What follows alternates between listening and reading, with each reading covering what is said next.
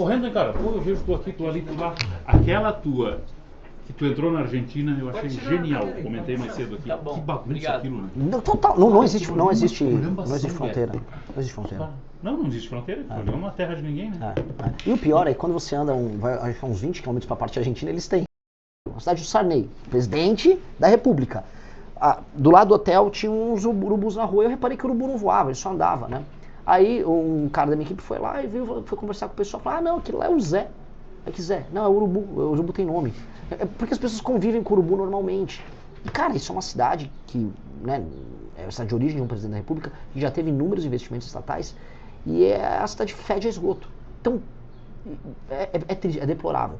O pessoal de Santa Catarina tem que entender assim, o seu dinheiro está indo para o governo federal para sustentar algo que é insustentável e que não tem como ficar de pé. E nessas épocas se fala muito num tal pacto federativo, né, de rever, redistribuir recursos, e nunca nada acontece, né? Se fala nisso há 4 anos, mas a realidade não muda.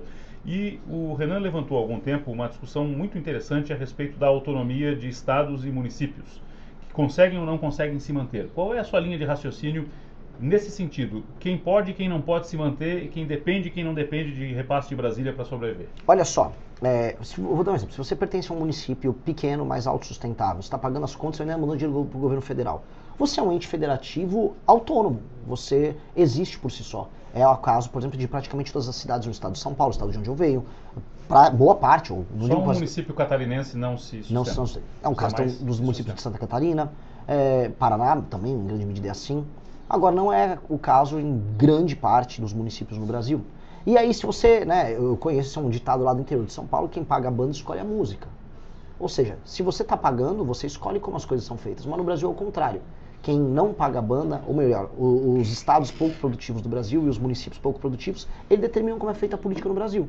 Então a gente é muito mais um Brasil estilo Maranhão do que estilo Santa Catarina. Mesmo Santa Catarina pagando a conta. Isso é injusto, isso é um sistema de exploração, porque o modelo político do Brasil, aí a gente vai desde grande parte do período colonial e da formação das oligarquias locais, ele é um modelo extrativista. É um modelo de tirar do Estado, tirar dos recursos naturais, tirar de tudo e jogar para uma elite vagabunda que não tem nenhum compromisso e validação junto à população. Então as pessoas, elas estão apenas na base da pirâmide sobrevivendo para essa elite, e essa elite ela vive como ela quer. Isso é insustentável, e esse é um modelo que tem que acabar. Então, os lugares que são insustentáveis, eles precisam ter indicadores de desempenho. E esse é o ponto que eu quero trazer como uma revolução administrativa no Brasil. Porque a política aprendeu que assim, você pode estar num município insustentável, pobre, com IDH baixíssimo, com pouca segurança e pouco trabalho. Mas se você comprar o voto das pessoas certas, seja dando emprego na prefeitura, 1 milhar de telha num período de eleição, um saco de cimento, ou dinheiro puro e simples, um show do Wesley Safadão, como é muito comum a partir do norte de Minas, você se reelege, mesmo sendo uma porcaria de um prefeito. Então como é que a gente tem que avaliar o prefeito? Muito simples, tem que ter critérios objetivos que infelizmente não será a população avaliar. Então os critérios são metrificáveis: cobertura de esgoto, atividade econômica, que esse tem que ser o principal, aumento da atividade econômica, índices educacionais, índices de segurança, índices de saúde, por exemplo, os atendimentos na UBS. Foi bem, ganhou pontuação, o município inclusive se qualifica para receber mais emendas, para o cara fazer lição de casa. Foi mal, o prefeito fica inelegível, ele e o partido dele naquele município, por 8 anos. Aí a porca torce o rabo, porque aí esses prefeitos vagabundos do centrão espalhados por cidade, que se comportam como parasita, eles vão ter que pular, eles vão ter que trabalhar muito para atender bem, não só as pessoas, mas respeitar o dinheiro que veio de outros lugares. E aí, aumentando a atividade econômica nesses municípios e estados, você precisa tirar menos o dinheiro de São Paulo, de Santa Catarina, do Paraná. Aí você equilibra a federação. Do jeito que está, a federação está muito desequilibrada. Não está valendo a pena para ninguém. Já fosse ao Acre, Renan? Ainda vou. Até julho eu vou pro Acre. Porque outro dia eu li algo a respeito nessa sua métrica de lugares que não se sustentam, e aí eu puxo o Acre como exemplo, e o Maranhão acho que você colocou bem, e tem N outros estados, né? Amapá, Piauí, Roraima, Rondônia, Alagoas, enfim, Alagoas, alguns estados nordestinos também. Do ponto de vista administrativo, municípios e estados que não se mantêm, eles têm que ter o seu status revisto também? Eu acho que sim. De autonomia? Eu acho que sim. Primeiro, incorporar município? Eu acho. Não, incorporar município é uma das coisas que são necessárias ser feitas. Hoje são 5.571. É isso, tem que cair para no máximo 2.000 e poucos. Metade. Exato, porque tem muito município pequeno completamente sustentável. E eles não têm nenhuma sustentabilidade econômica. Então por que você tem que ter? Por exemplo, se eu junto 5 municípios, eu poupei no mínimo 45 vereadores, eu poupei no mínimo 4 prefeitos. Aí teria um prefeito com 9 vereadores para pegar uma área que tinha 5 municípios. Você diminui máquina administrativa, você diminui brigas oligárquicas políticas, você facilita o trabalho, e aí entra o que eu acabei de falar, que era colocar os parâmetros administrativos. Certos municípios e estados, se eles não melhoram seus indicadores, mesmo o governo federal mandando dinheiro, aí entra um ponto. Aí você tem que colocar por pelo menos 4 anos um interventor que vai aplicar aquelas políticas. Em alguns lugares vai precisar. Em alguns lugares, pelo que eu vi rodando interiores do Brasil, você tem classes políticas que não têm nenhuma qualificação técnica, que não sabem nada sobre execução de políticas públicas, e a única coisa que eles sabem fazer é executar a emenda. O que é executar a emenda? É pegar um dinheiro que vem do governo federal via um deputado, faz esse dinheiro virar uma obra como empreiteira de um amigo, rouba um pedaço de dinheiro, entrega qualquer coisa, compra o voto da população e segue o jogo. É isso que é um prefeito em pelo menos, 1.000 e tantas cidades ao redor do Brasil. Ele não administra a emenda dos outros, que é o que virou o trabalho de prefeitar. Então não dá, isso tem que ser alterado. Porque isso está quebrando, isso é um dos elementos que quebram o Brasil e que geram esse monte de deputado inútil do Centrão que fica em Brasília achacando qualquer presidente. A função do deputado não tem que ser achacar o presidente. Ele tem que ser votar de acordo com uma matéria. Só que hoje os deputados fazem isso porque está fácil. Porque basta pegar a emenda, executar, compra o voto da população, elege uns prefeitos inúteis que vivem executando esse dinheiro e, cara, o Brasil não aguenta. Isso precisa ser alterado. Mas se o Renan se torna presidente, vai precisar do Centrão para governar. Como é que faz? Infelizmente eu vou. Como é que faz? Igual a gente pica um elefante e come, né? Por pedacinhos. Então, primeiro eu tenho que tocar minha agenda fiscal para o Brasil sair dessa rota de colisão econômica que ele está indo. Depois eu tenho que resolver a questão do crime organizado. E isso vai me tornar um presidente popular. Isso vai me dar poder político. Especialmente se eu compartilhar as vitórias. Ou seja, se eu libertar o povo do Ceará, as cidades que estão tomadas pelo crime organizado, junto com deputados do Ceará, eles participarem dessa vitória, não participar na grana, que quando é para participar de vitória, a gente vai roubar alguma coisa junto? Não. Você vai ter o lucro político da gente destruir o crime organizado no Ceará. Mesma coisa com deputados na Bahia, quando a gente fizer isso na Bahia, mesma coisa no Rio de Janeiro. Aí eu aumento meu capital político. E onde eu vou gastar esse capital político? Nessa reforma administrativa que eu estou propondo. Que é uma reforma que seria apoiada por muitos partidos. Muitos partidos gostariam de ter isso porque hoje o jogo é muito fácil. Hoje, para um bom administrador partidário, qualquer um concorre com ele. Porque é muito fácil você ser um prefeito corrupto que compra o voto da população. Se eu torno o jogo mais difícil para um prefeito, apenas os administradores partidários mais hábeis vão vencer. Por exemplo, um Kassab iria gostar desse projeto nosso, enquanto que, sei lá, um Rueda do União Brasil não. Porque um Kassab, ele gosta do jogo mais difícil, o jogo mais complexo, porque ele é mais inteligente. Um Rueda não. Aí eu tenho que dividir para governar. Eu vou dividir o Centrão, separar uma turma, vamos passar essa reforma administrativa e aí o restante vai pastar. Aí vai ter que se adaptar às novas regras que vão mudar a dinâmica política do Brasil. É isso. E eu entendo que não tem muito o que se fazer. Eu vou ter que negociar com essas... Eu tenho que usar as palavras certas, sabe? Com essas pessoas. O Brasil está endividado. Para muitos está quebrado. Porque o custeio da máquina pública é imenso, só aumenta, a dívida pública só aumenta. Qual é o caminho para salvar essa empresa chamada Brasil da falência, Renan?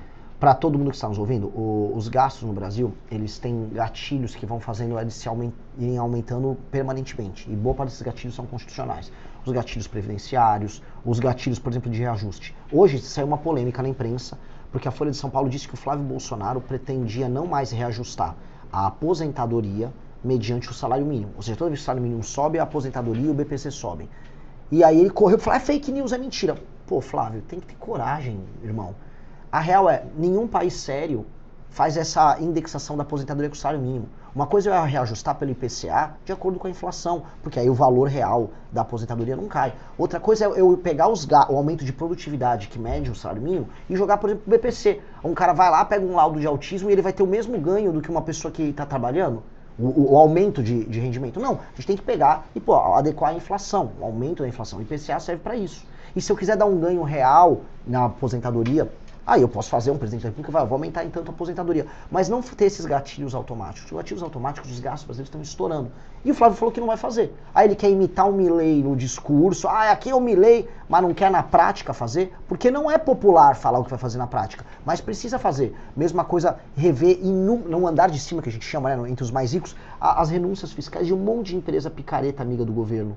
Um monte de empresário picareta amigo do governo. Vai ter que rever Zona Franca de Manaus, vai ter que rever super salários do judiciário, vai ter que comprar essa briga enorme com o judiciário, vai ter que fundir município. O pacote de coisas que vai precisar ser feitas são muito grandes. Só que se a gente faz esse pacote, aí a curva da dívida que está estourando, ela estabiliza e até entra numa leve tendência de queda. fica previsível, então as pessoas vão saber que o Brasil não vai dar calote, e aí o Brasil, não tendo fama de caloteiro, ele vai poder baixar a Selic. Baixou a Selic com juros mais baixos, aí o Brasil entra em rota de crescimento econômico e eu posso até baixar imposto. Esse é o jogo. Esse é o jogo bom que a gente tem que fazer, só que a gente tem que avisar. População, eu vou ter que fazer essa reforma aqui. Você quer que seu dinheiro vale alguma coisa? Você quer trabalhar o dinheiro seu sobrar no mês? Você não quer pagar uma taxa de juros bizarra? Você não quer pagar imposto tão alto? Então eu vou ter que fazer essa reforma. Foi o que o Milei fez. O Milei não mentiu para as pessoas. E eu também não estou mentindo. O Flávio lá fica só nesse papo. Ah, não, eu não vou. Então você não vai fazer nenhuma reforma econômica. Eu juro pra você, eu não quero ficar criticando o cara, porque a gente critica o Lula, o Lula fica aumentando imposto, fica rolando pra lá e pra cá com mentirada, e essa porcaria desse modelo do arcabouço fiscal do Haddad só nos rendeu isso, a diminuição de competitividade e aumento de imposto. O Flávio fica falando, eu vou fazer uma tesourada. O que é uma tesourada? Aí quando ele vai falar, não, mas entra no detalhe, não vou falar. Aí também é fácil, então é uma garantia sou idiota. Ô Renan, o que fazer em relação, já que citasse a Previdência, né? A Previdência tem salvação no modelo atual, porque quem hoje está trabalhando, contando com aposentadoria amanhã depois, anda com cada vez menos esperança que vai conseguir se aposentar. Não, o modelo previdenciário nosso é um modelo falido.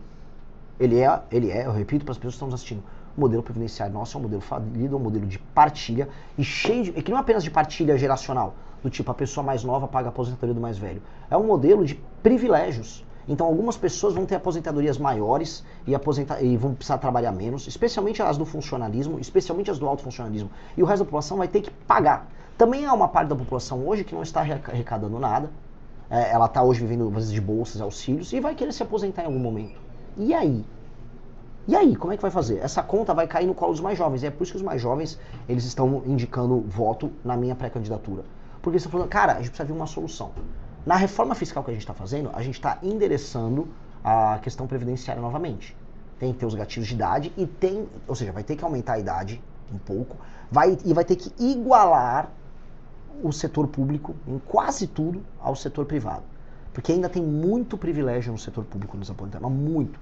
Então uma pessoa que trabalha no setor privado, ela paga a conta do Estado e ainda por cima trabalha mais e se aposenta menos, ganha menos.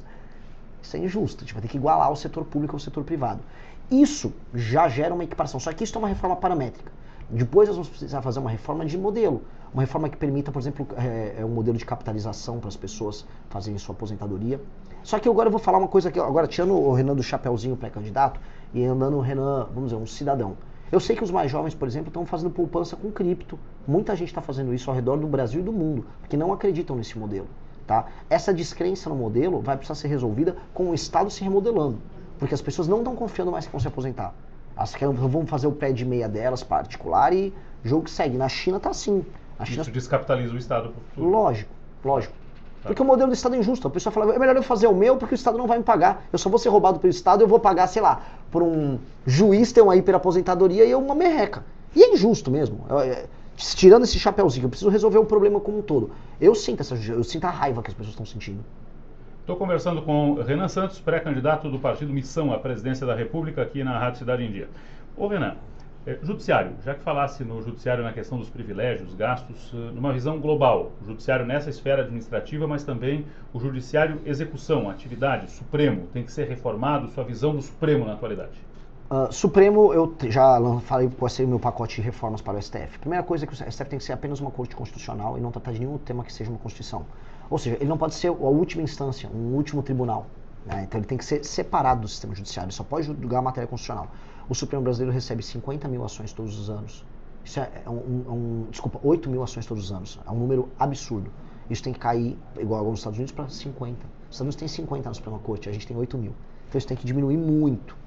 E isso como? Só matéria constitucional. 2, o tribunal político, que hoje é o STF, por conta de ser uma espécie de foro privilegiado, ele tem que acabar, porque isso faz com que o STF tenha poder de mando sobre os senadores e deputados, que eles têm medo, né? Eles têm medo de pedir impeachment de um ministro do STF, porque eles têm ações contra os caras. Tem que ter uma corte específica, um tribunal político, feito por desembargadores de carreira, que são sorteados e que ficam no máximo 2 anos, julgando os políticos. Julgando... que não é, por exemplo, se você é um cara, vamos supor, daqui de Santa Catarina, e eventualmente tem medo de um julgamento político oriundo de um adversário, que é um juiz aqui, porque a ideia do foro privilegiado era essa. Tudo bem, você vai ser julgado por um juiz, um desembargador de Minas Gerais, que não tem nenhuma relação com isso, e que nesse tribunal político vai julgar os políticos ali, e ele fica só 2 anos, ele está servindo o Brasil por 2 anos nesse tribunal político.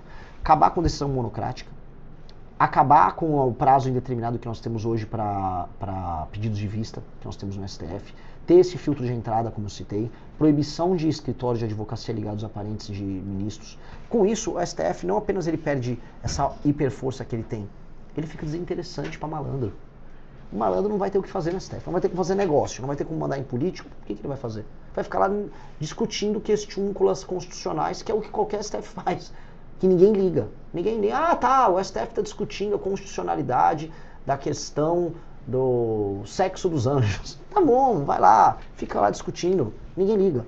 Agora, eles definem tudo hoje no Brasil, qualquer matéria, qualquer reforma que você passa vai terminar no STF. Já já a gente vai ver, vão judicializar no STF todo o impacto positivo que a gente pode ter do licenciamento ambiental. Então, é um saco. Eles têm que perder todo esse poder, porque com muito poder e muita capacidade de decisão, eles fazem tudo, inclusive negócios. Tem algum ministro na atualidade, na sua observação, passível de impeachment? O Alexandre de Moraes tem que sofrer impeachment. Na verdade, eu acho que tanto o Alexandre de Moraes quanto o Dias Toffoli eles precisam ser presos.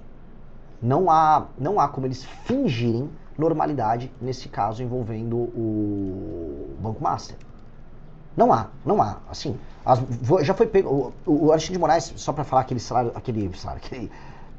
contrato que a mulher dele tinha junto com a turma do Master. Primeiro ele negou. Depois, quando o contrato foi pego, mas não estava assinado, tá? Aí depois ele reconheceu, porque viu que não dava para sustentar a mentira. Não, realmente tem um contrato, tal, mas ela entregou os serviços. Ela tentou fazer um laudo para demonstrar que entregou os serviços para um contrato de 130 milhões. Não, mas não recebeu, ninguém provou que recebeu. Aí saíram os dados financeiros, já 80 milhões foram recebidos. Ah, não, mas o Alexandre não tinha nada a ver com isso. Aí o Alexandre viajou pra casa dele na praia em Trancoso.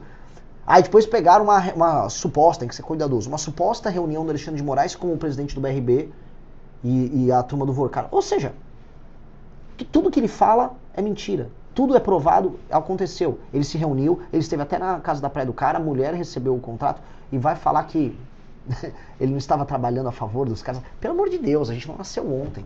Né? E em condições normais de temperatura e pressão, ele tinha que pedir para sair. Mas ninguém pede para sair ali, muito pelo contrário, eles dobram a aposta. O Gilmar Mendes foi para cima do Alessandro Vieira. Ontem, ou anteontem, o Zema fez um vídeo lá, vídeo bobinho, tinha nada de mais vídeo. Não, vai colocar no inquérito da fake news. Eles estão malucos. É um negócio doentio, esses caras estão doentes. E a sociedade precisa reagir. O problema é que a sociedade não quer reagir.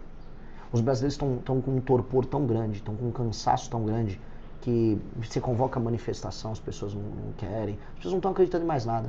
As pessoas elas não estão nem ligando. Isso é preocupante. E sobre, ainda olhando a ótica do judiciário na atualidade e ações recentes polêmicas, a prisão do Jair Bolsonaro, na sua opinião?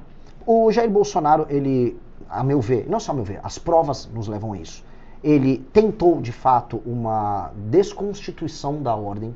Ele convocou os ministros, os generais, os chefes das Forças Armadas para uma tentativa de ruptura, que foi elevar a minuta do golpe, foram as reuniões que ele fez com o Frederico Gomes. Só que o processo contra ele, e esse é o problema de tudo, ele é eivado de nulidades. Como o processo com aquelas pessoas que foram presas no dia 8 é eivado de nulidades. E quando eu falo disso, eu não estou falando do dia 8. O Bolsonaro tentou fazer o dia 8. Eu acho que não tem relação do Bolsonaro com o dia 8. O que teve são as coisas que aconteceram antes do dia 8. E o Bolsonaro vai ter... Até agora ele não deu uma explicação.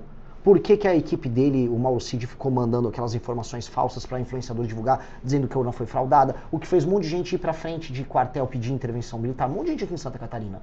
Ele nunca explicou por que o Mauro Cid estava mentindo e mandou as pessoas seguirem um laudo falso vindo de um argentino picareta. Por que fizeram isso? Por que foi conversar com os chefes das Forças Armadas? Qual é o intuito dele com isso?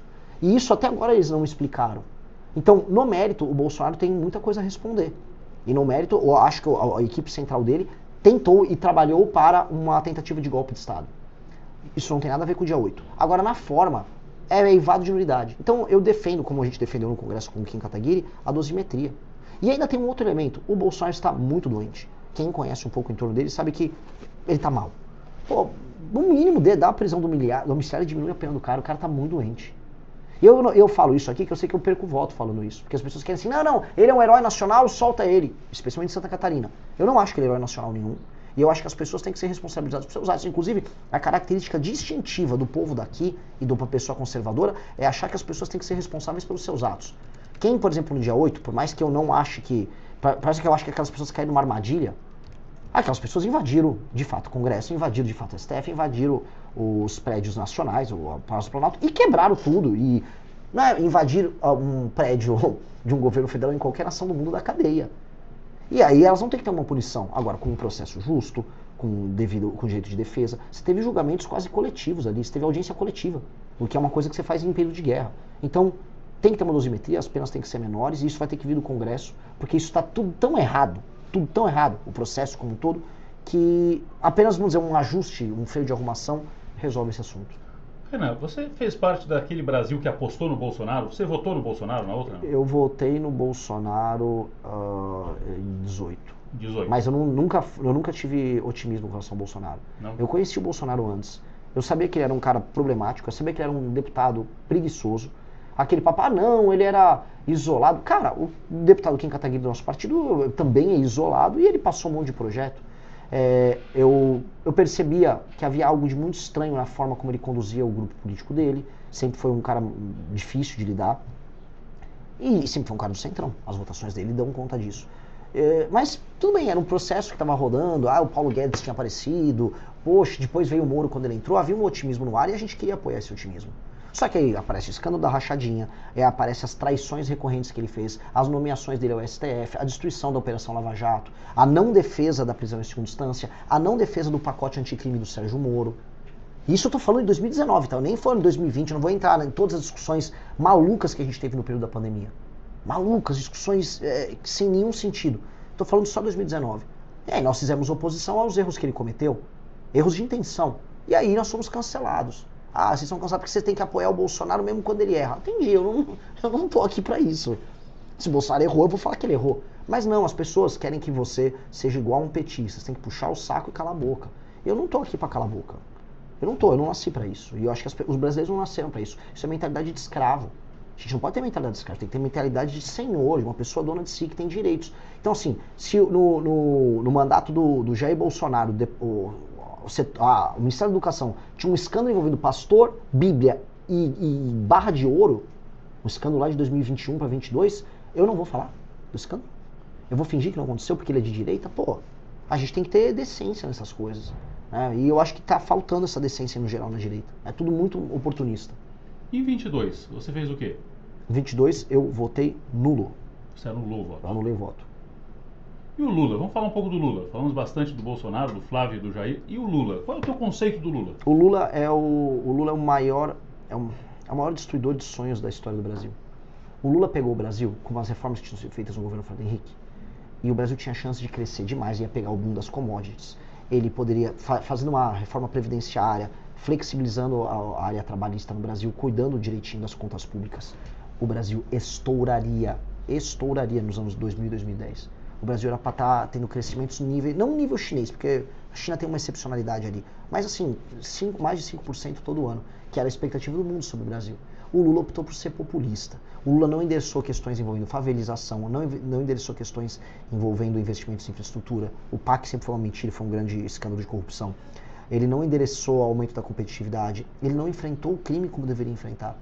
E aí ele só empurrou com a barriga e ficou vivendo dos louros do Bolsa Família, do aumento da bancarização, do ganho de crédito que as pessoas tiveram. Ou seja, o Lula é a maior oportunidade perdida da história do Brasil. E ele destruiu minha geração. O Lula é um inimigo geracional do Brasil. E nós estamos vivendo as consequências do lulismo até agora.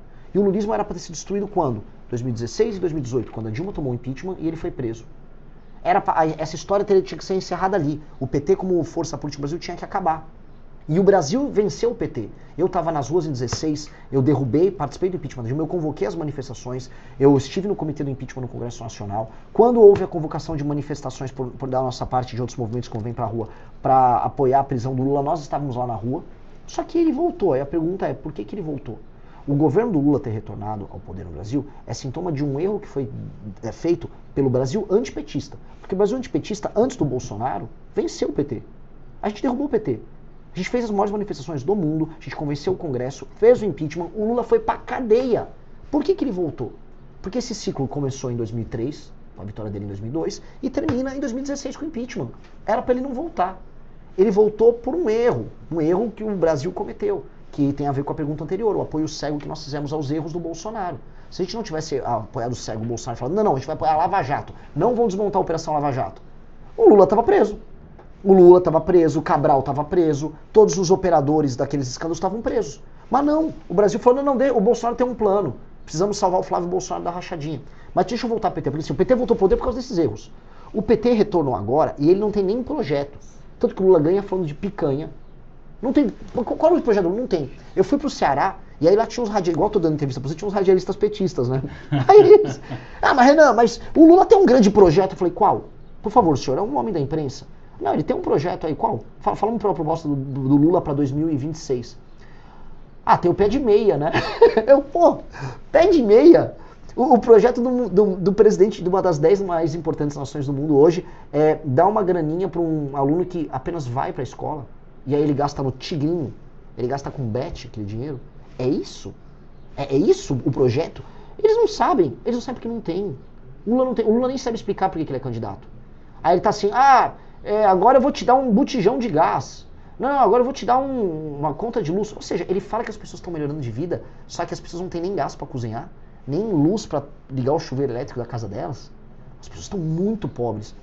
O Lula representa, vamos dizer, esse Brasil velho, uma esquerda velha latino-americana que deu errado em todos os lugares e que está sendo superada em toda a América Latina. Tirando o México, porque os mexicanos são malucos. Os mexicanos estão elegendo uma maluca lá, botaram uma maluca. Tirando isso, na América do Sul, estão tirando todos eles, porque é um fracasso. A esquerda latino-americana é um câncer, é um desastre. E aí o Lula tá aqui por conta disso. Agora tem uma notícia boa, indo do Maranhão. Eu fui no Maranhão, fui no Rio Grande do Norte, fui no Ceará, e as gerações mais novas estão deixando de apoiar o PT. Elas perceberam a mentira. Por quê? Um menino novo, a mãe dele até tá no Bolsa Família, ele pode até estar no Bolsa Família, um cara de 25 anos, só que o salário dele é roubado. Vão levar o celular dele. O tráfico de drogas chegou na cidade dele, ele não tem emprego. Ao mesmo tempo ele entra no celular dele, vai ver o que está acontecendo no resto do Brasil e fala, mas existe um outro Brasil que está funcionando. Antigamente ele não via. Ele está vendo o contraste. Aí essas pessoas querem um Brasil diferente. É por isso que o Lula, eu comecei a receber vários ataques do petismo, porque o lulismo descobriu, saiu até uma matéria no Metrópolis, que eu estou roubando o eleitorado jovem do Lula no Nordeste. Aí as pessoas me atacaram no Nordeste. É por isso que eu voltei pro Maranhão e falei, então eu vou no coração do Lula, não é no Maranhão que você é mais votado? Eu vou tomar teu eleitor lá. E fui lá e eu mostrei para as pessoas que o lulismo é uma porcaria, que o centrão é uma porcaria, e as pessoas estão acreditando. Então tem uma fadiga de material no Nordeste. E o Lula está começando a morrer lá. Ao mesmo tempo, uma coisa para os catarinenses se preocuparem aqui, tá? O petismo aumentou aqui. A esquerda aumentou aqui no estado. E não foi só por causa de imigração, não. Os mais jovens, até por oposição aos pais e oposição à linguagem do bolsonarismo, foram à esquerda. Uma parte ficou à direita, hoje é MBL, Partido Missão, e outra parte foi para a esquerda. Mas lá pro Norte e Nordeste vai dar para virar o jogo, especialmente agora no Nordeste. Eu estou muito focado em tirar os eleitores do PT dele lá do Nordeste. O Partido Missão coliga ou não? Olha, sendo cabeça da coligação, eu não teria problema em coligar dependendo do partido naquela região, né? Se pedir para eu coligar, por exemplo, com os partidos do Centrão interior do Maranhão, você tem que levar preso daqui, né? Não existe uma coligação que funcione com esses caras lá. Agora, em outros contextos, pode ser. Te pergunto isso porque as pessoas no nosso chat aqui, no Interativo, nas redes, estão dizendo o seguinte: queremos ver o Renan no debate, queremos ver o Renan debatendo com o Lula, com o Flávio, com o Zema, com o Caiado, seja lá com quem for. Só que hoje, em tese, não estarás nos debates, certo? Não vejo assim. Eu acho que tem uma chance muito considerável de eu estar nos debates. Eu tenho que fazer o que eu estou fazendo, continuar rodando o Brasil, sendo sabatinado pela imprensa. A imprensa, assim, eu sendo um partido que surgiu agora, a imprensa não é obrigada a me colocar no debate, mas a imprensa pode escolher me colocar no debate. Para escolher, em geral, ela vai avaliar duas coisas. Se esse candidato não é um idiota, tipo um candidato de zoeira, ou um candidato daqueles partidos que só existem nominalmente. O Padre Kelmon era zoeira, por exemplo? O Padre Kelmon era um candidato de zoeira. Ele tava lá ele era uma espécie de Robin do Batman, do Bolsonaro. Ele ajudava o Bolsonaro ali. Todo mundo faz isso, todo mundo tem seu candidato auxiliar. Vai ter nessa eleição Robin do Batman? Vamos ver, né? Espero que não. Ficaria muito. Assim, o PT Sabe que já te acusaram disso, né? De quem? Pois é, quero entender também, mas já disseram, tá aí, ó, Robin do Batman. Mas não é, né? Pelo amor de Deus. Não, olha, eu sou antes ser crista de galo do que rabo de cavalo, tá? Eu nunca vou ser auxiliar de ninguém, eu prefiro ser crista de um galinho aqui do que um rabo de um cavalão. Eu vou construir o nosso projeto. Né? O Lula é pior que o Bolsonaro? O Lula e o Bolsonaro, eu comparo o seguinte: você prefere morrer pegando ebola ou sendo atropelado por uma carreta? Muita gente fala, eu prefiro morrer atropelado por uma carreta. Não, o ebola é melhor, um vai ter diarreia, outro vai se espatifar. Os dois são inadequados para um país que precisa ser uma das 5 maiores nações do mundo. Porque o Lula fez campanha falando o seguinte, olha, se eu perder, o Bolsonaro fica. E o Bolsonaro, se eu perder, o Lula volta. E ninguém explicou assim como é que o Brasil vai ser, nos próximos 30 anos, uma nação independente e poderosa que vai sentar com China, Índia, Rússia e Estados Unidos na mesa para definir o que importa no mundo. Porque esse é o papel do Brasil. O Brasil, nesse sentido, carece de um sonho, de uma proposta. E aí esses caras chegam ao poder, se juntam com o Centrão e participam dos mesmos escândalos. Quando eu pego o escândalo do Banco Master, virei especialista em Banco Master.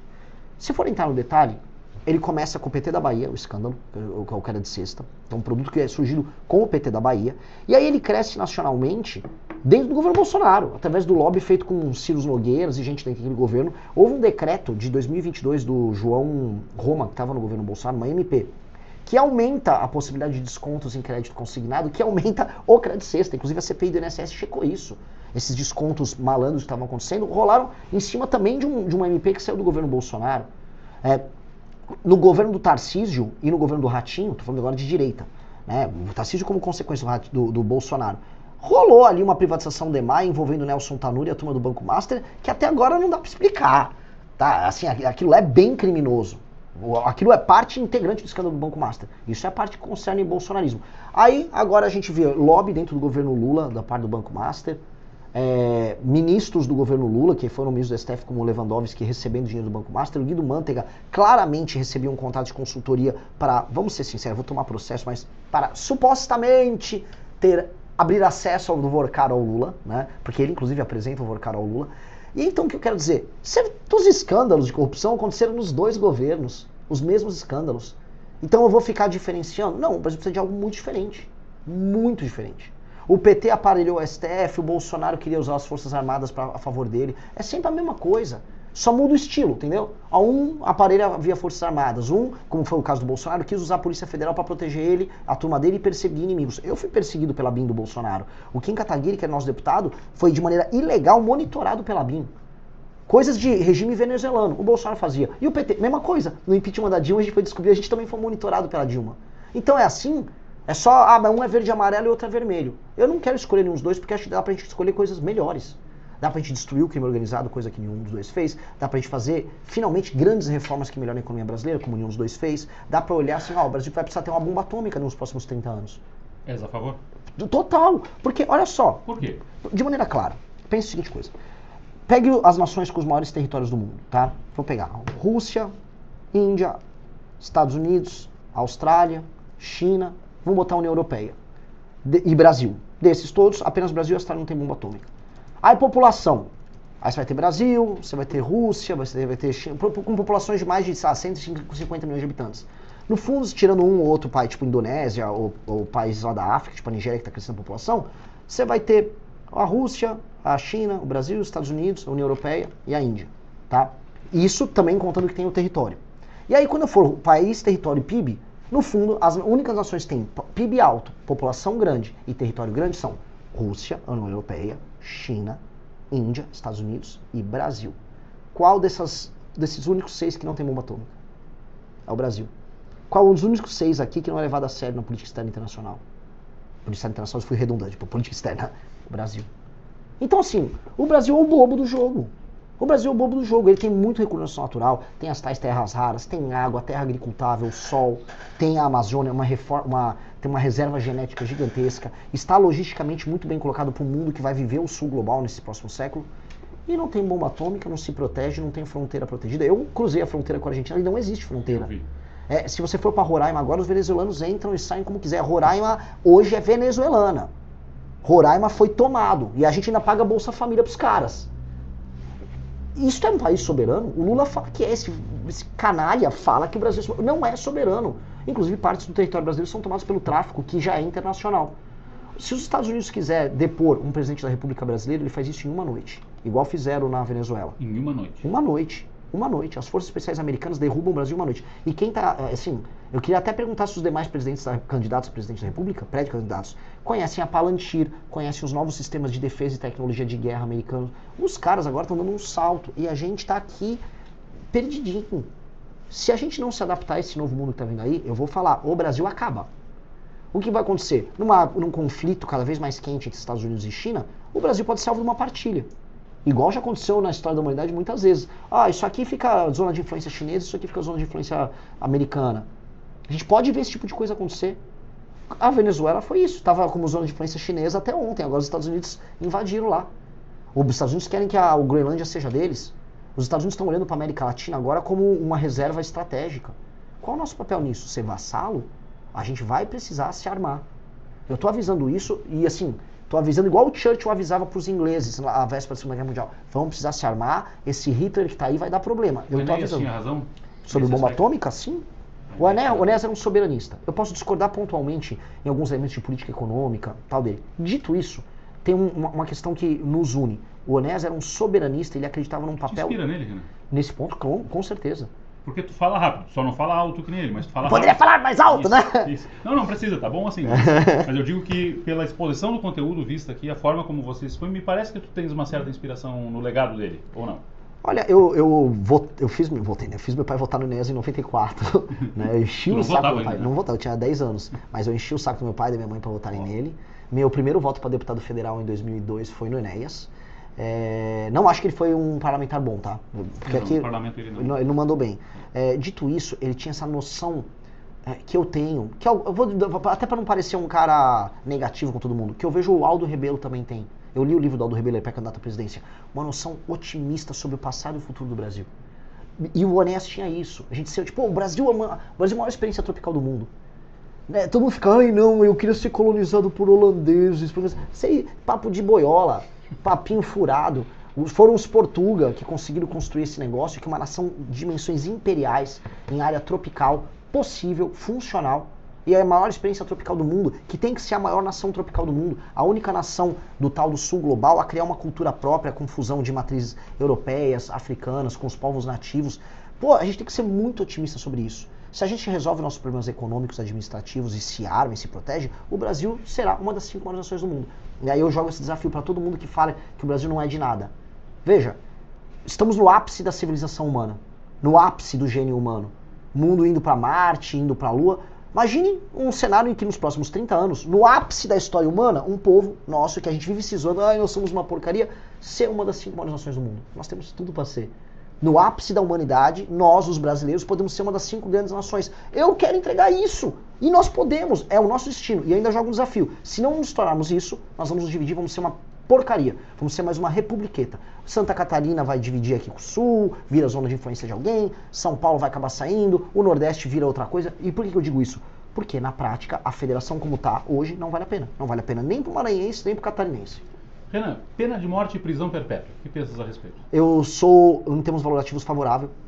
Eu acho que aos dois. Eu acho que certas pessoas não têm recuperação.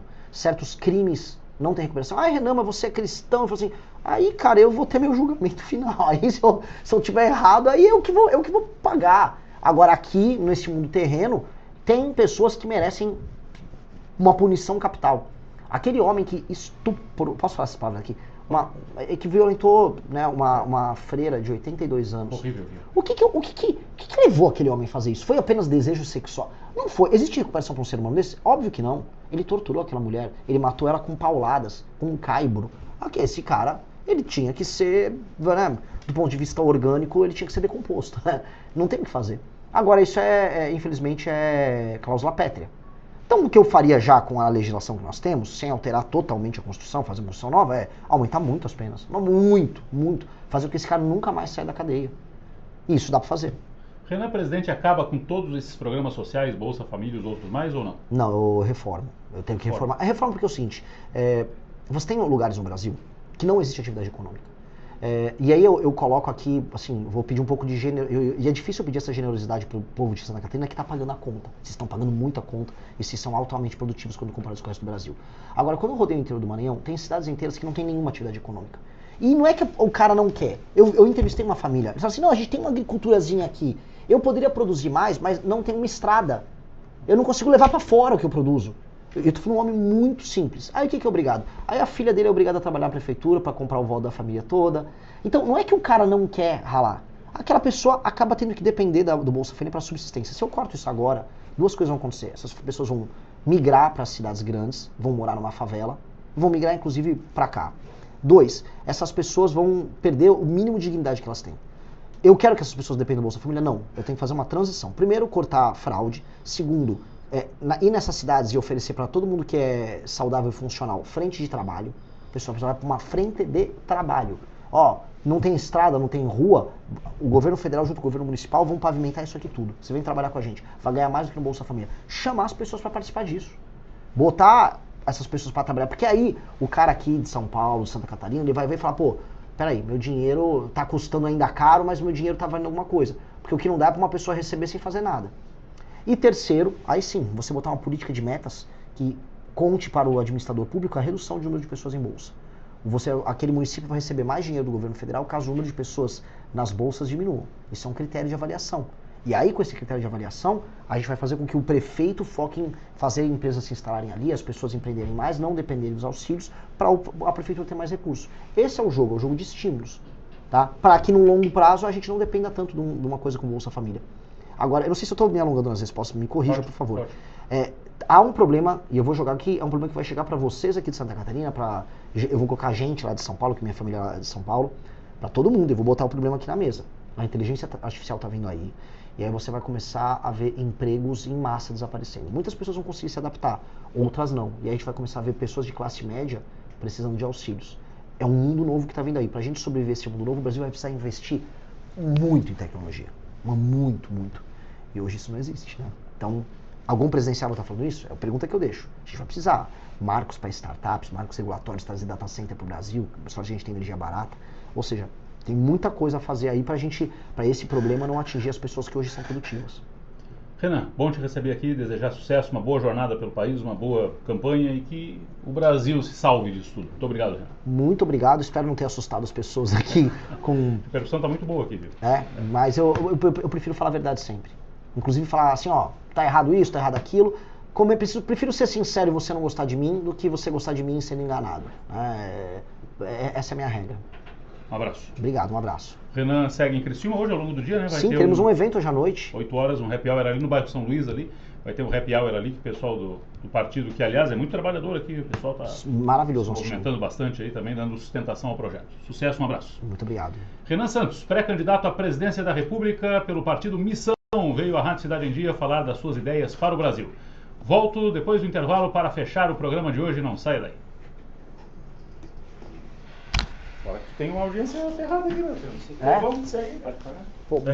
Pô, muito obrigado. Muito obrigado. Você, assim, foi uma entrevista muito honesta, me botou umas perguntas meio difíceis aqui, mas... mas eu gostei do teu raciocínio rápido. Ótimo. Obrigado. Tudo de bom. Então, isso